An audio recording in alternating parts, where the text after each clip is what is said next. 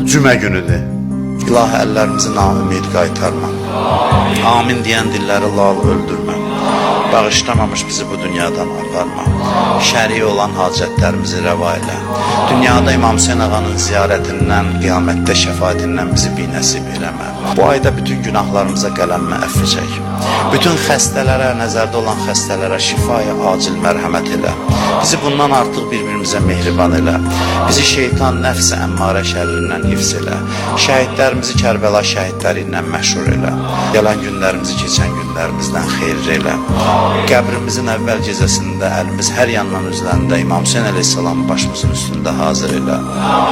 Hər kimin məclisdə nə hacəti var, nə dərdi var, qəlblərdən özün xəbərdarsan. Sən and verirəm İmam Hüseynə, Babul Həvaic Həzrət Əbəlfəs hörmətinə, bizim hamımızın dərdlərimizə dərman elə.